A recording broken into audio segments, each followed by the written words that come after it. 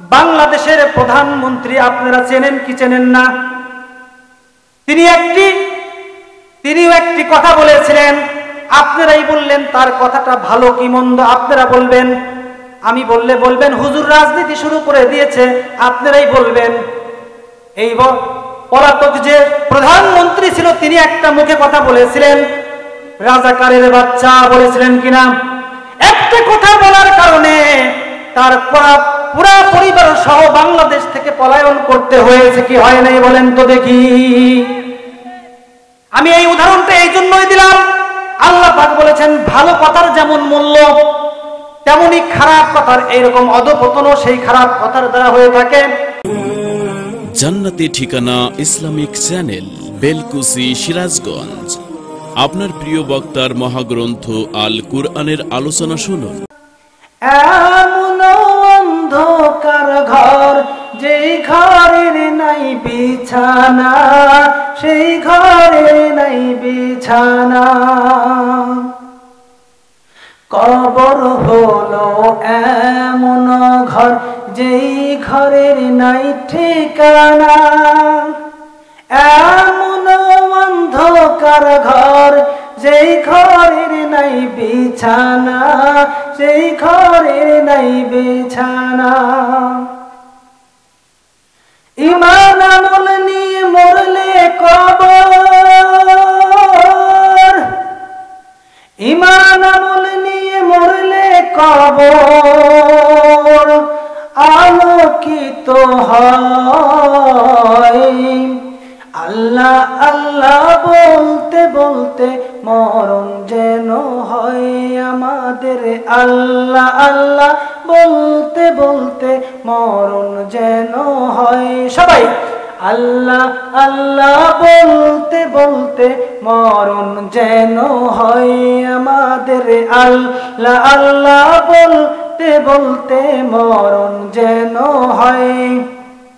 মুনকির নাকিরের তিনটি প্রশ্নের জবাব সঠিক হলে কবর থেকে জান্নাত মুখী দরজা যাবে খুলে রে, দরজা যাবে খুলে। ঠিক কিনা বেটি? মুনকার নাকিরের তিনটি প্রশ্নের জবাব সঠিক হলে কবর থেকে জান্নাত মুখী দরজা যাবে খুলে রে, দরজা যাবে খুলে। রোজ হাসরের কঠিন দিন, রোজ হাসরের কঠিন দিন, নেই কোনো ভয়। আল্লাহ আল্লাহ বলতে বলতে মরণ যেন হয় আমাদের, আল্লাহ আল্লাহ বলতে বলতে মরণ যেন হয় আমাদের, আল্লাহ আল্লাহ বলতে বলতে মরণ যেন হয়, মরণ যেন হয়। এখনো যারা আপনারা এদিক সেদিক ঘোরাফেরা করছেন, প্রিয় বন্ধুরা, আমাদের মেহমানরা আসবেন, আমাদের মেহমানরা যদি এসে যদি এখানে আপনাদের দর্শক না পান, শ্রোতা না পান, তারা আলোচনা কিভাবে করবেন বলেন?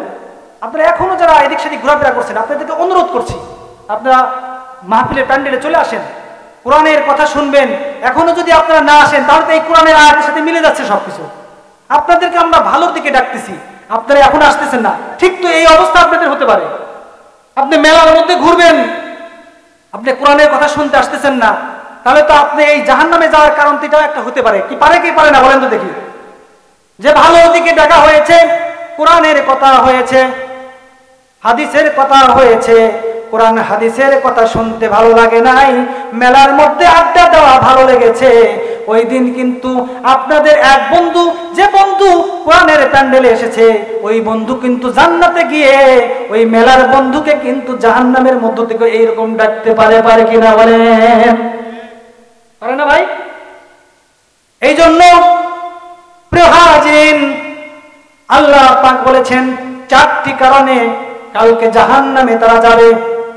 আর এক নাম্বার কারণটা কি বলেন তো ভাই? নামাজ পড়তাম না। 2 নাম্বার কারণ এইবার বলবেন বিসমিল্লাহির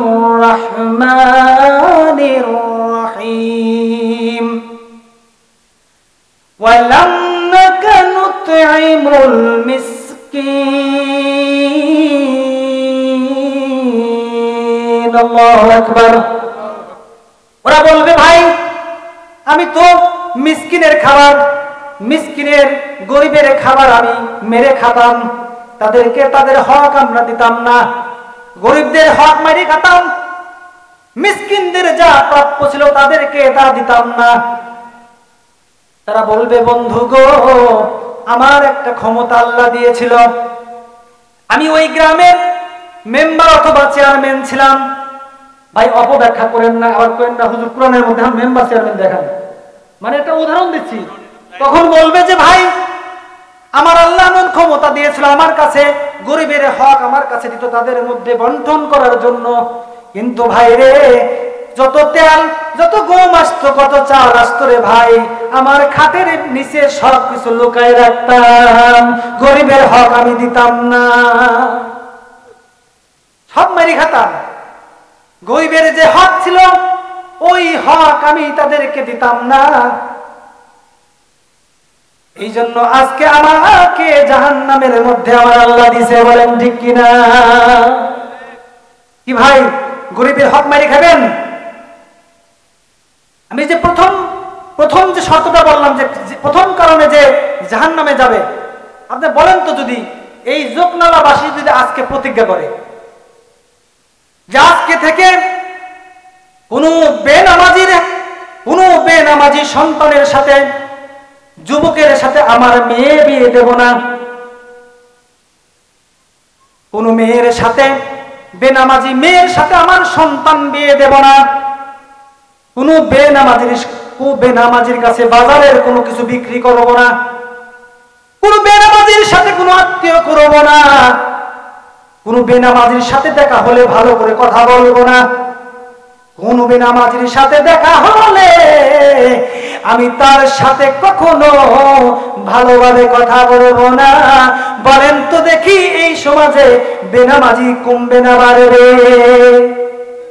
কিন্তু ভাই আপনারা দেখেন নামাজ পড়ুক আর না পড়ুক, ওর মধ্যে টাকা পয়সা আছে কিনা, বড় চাকরি করে কিনা, ঘুষের টাকা পায় কিনা, ছোট্ট একটা চাকরি করে, এই চাকরি দিত, আমার মেয়ে যদি বিয়ে দেয় আমার মেয়েকে তো সে ভালোভাবে রাখতে পারবে না, অতএব ঘুষের টাকা কত পায় কিনা, এমন চাকরি যদি হয় এমন চাকরিজীবী ছেলের সাথে আপনার মেয়ে বিয়ে দিবেন, ঠিক কিনা? আপনারা আজকে প্রতিজ্ঞা করেন এমন সন্তানের সাথে যে নামাজ পড়ে না, যে জিন্সের প্যান্ট পরে, এমন ছেলের সাথে আমার মেয়েকে বিয়ে দেব না, এমন ছেলে এমন মেয়েকে আমার মেয়েকে এমন সন্তানের সাথে আমার কোনো আত্মীয় করতে দেব না, এমন প্রতিজ্ঞা যদি করেন বলেন তো দেখি সমাজ থেকে এরকম অবিচার দূর হবে কিনা? তদ্রূপ আপনি যদি প্রতিজ্ঞা করেন যে মেম্বার, যে চেয়ারম্যান, যে এমপি গম চুরি করে খায়, যে মেম্বার, যে চেয়ারম্যান নির্বাচনের আগে টুপি মাথায় দিয়ে পাঞ্জাবি পরে বলে ভাই আমাকে আপনারা নির্বাচিত করেন, আপনাদেরকে আমরা এই দেব সেই দেব, কিন্তু বিজয় হওয়ার পরে দেখা যায় তার পাঞ্জাবিও নাই, বড় টুপিও তার মাথায় নাই, আর সে গম চুরি করে, তেল চুরি করে, এমন লোককে আপনারা সমর্থন দিবেন কি দিবেন না বলেন? এই কথা নাই, দেখছেন? তার মানে সমর্থন দিবে কি ভাই? সমর্থন দিবেন? এমন লোককে আপনারা কি সমর্থন দিবেন? যদি এমন লোককে সমর্থন দেন সে তো অন্যর হক মেরে খাবে, অন্যর হক যদি মেরে খায় আর আপনি যদি তাকে সেই সমর্থন করেন অন্যর হক মারার ভাগীদার কিন্তু আপনিও হবেন। অতএব আল্লাহ পাক যে বললেন ওয়ালাম নাকানু তুইমুল মিসকিন, আল্লাহু আকবার, আপনিও কিন্তু অন্যর হক মিসকিনের অধিকার কিন্তু মারার ভাগীদার হলেন, আপনাকেও কিন্তু কাল সেই ওই ব্যক্তির মধ্যে জাহান্নামে থাকতে হবে ভাই। 2 নাম্বার গেল। তৃতীয় নাম্বার আল্লাহ পাক কোরআনের মধ্যে বলেছেন ওয়া কুন্না নাকুসু মা'আল খাইদিন, আল্লাহু আকবার। ওই ব্যক্তি বলবেন সামনে আসা মানুষকে আমি বিভ্রান্ত করতাম, বিভ্রান্ত সুলভ কথা বলতাম, যে কথার কোনো মূল্য নাই, যে কথা না মিথ্যা। আমি মানুষকে সুন্দর ভাষায় সুন্দরভাবে মিথ্যা কথা দিয়ে তাকে বিভ্রান্ত করতাম। মানে কি করতো? এরকম মানুষের মধ্যে সুন্দর কথা বলতো সুন্দরভাবে, কিন্তু মনে করতো ওরে বাবারে বাবা কত সুন্দর কথা, কিন্তু সে কথাগুলা সে বিভ্রান্ত স্বরূপ মিথ্যা স্বরূপ কথা বলতো। এইরকম কথা বলতাম মানুষের সাথে, মানুষ বলতো যে আমি তাকে ভালো কথাই বলতেছি, আসলেও সে তার সেই কথাগুলো ছিল বিভ্রান্তকর, মানুষকে বিভ্রান্ত করত, মানুষের সাথে খারাপ আচরণ, খারাপ কথা কত, খারাপ আলোচনা করত। অর্থাৎ দেখবেন বাজারের মধ্যে যখন কেউ বসবেন, একদল থাকে তার মধ্যে শুধু সমালোচনা ছাড়া আর কোনো কথা নাই, আছে না নাই? এই যে এখন মিজান হুজুর কথা বলল, দেখবেন কালকে বাজারের মধ্যে বলবে হায় হায় কি হুজুর নিয়ে আইছি টাকা পয়সা দিয়ে। মেম্বার চেয়ারম্যানের বিরুদ্ধে কথা বললো, হায় হায় আমার তো মেম্বার চেয়ারম্যানের আর হওয়া হবে না, এই বেটাকে আর এই যোগনালায় ঢুকতে দেওয়া হবে না। ভাই আমি কি কোরআনের বাইরে কথা বলছি না ভিতরে বলছি? দেখবেন বাজারের মধ্যে এমন কিছু লোক আছে এইরকম বিভ্রান্ত ছড়াবে, হায় রে ভাই হুজুররা খালি রাজনীতি করে, রাজনীতি করে। ভালো করে শুনে রাখুন, রাজনীতি একমাত্র হুজুরদের জন্যই প্রয়োজন, বলেন ঠিক কিনা? কারণ হুজুররাই রাজনীতি শিখাইছে, রাজনীতি করেছে আমার নবী জনাবে মুহাম্মদুর রাসূলুল্লাহ সাল্লাল্লাহু আলাইহি ওয়াসাল্লাম, বলেন ঠিক কিনা? আল্লাহ নবী 10টি বছর মদিনা মুনাওয়ারা থেকে তিনি রাজনীতি করেছেন, এমনকি মসজিদে নববীর মধ্যে থেকেই তিনি সকল রাজনীতি পরিচালনা করতেন, ঠিক কিনা? আপনারা এখন রাজনীতি করে হুজুররা, হুজুররা রাজনীতি করে এবং মসজিদ থেকে রাজনীতি করছে আল্লাহ নবী। রাজনীতি আল্লাহ নবী কি করে কোথা থেকে করেছেন? মসজিদের থেকে। এবং আমার নবী রাজনীতি শিখাইছেন কিভাবে রাজনীতি করতে হয়। এই যে মসজিদের মধ্যে একটা মেম্বার দেখেন, ওই যে অতিরিক্ত একটা জায়গা আছে, আছে কিনা বলেন তো দেখি, বলেন তো এই জায়গাটা কেন দেওয়া হয়? আল্লাহ নবী যখন যুদ্ধ সেরে সাহাবায়ে কেরামদের নিয়ে যুদ্ধ সেরে আসতেন, তাদের হাতে যে অস্ত্র শস্ত্র থাকতো, ডাল তরবারি থাকতো, মসজিদের এই অতিরিক্ত জায়গায় ওই ডাল তরবারি অস্ত্র সরঞ্জাম রাখতো, বলেন সুবহানাল্লাহ। এই জন্য আল্লাহ নবীর ওইখানে যেহেতু অতিরিক্ত জায়গায় অস্ত্র শস্ত্র ডাল তরবারি রাখতো, যুদ্ধের ময়দান থেকে ফেরার পথে আজ পর্যন্ত আমরা যে মসজিদের অতিরিক্ত একটা জায়গা রাখি, ওই জায়গাটা হচ্ছে অস্ত্র শস্ত্র রাখার জায়গা। বলবেন হুজুর এটা দেখতেছি আমার জঙ্গি জঙ্গি ওয়াজ করতেছেন, দেখতেছি এতদিন তো ভালো ছিলেন, এখন আবার অস্ত্র রাখার জায়গা দেখা দিতেছি, দেখছেন না? ভালো করে শুনেন, অতএব এরকম ভালো করে মাথায় রাখেন, রাজনীতি শিখাইছেন আমার নবী জনাবে মুহাম্মদুর রাসূলুল্লাহ সাল্লাল্লাহু আলাইহি ওয়াসাল্লাম। অতএব আপনারা এই কথা বলে আর পার পাবেন না, হুজুররা রাজনীতি করে জঙ্গি, এই দিন কি শেষ, এই দিন শেষ।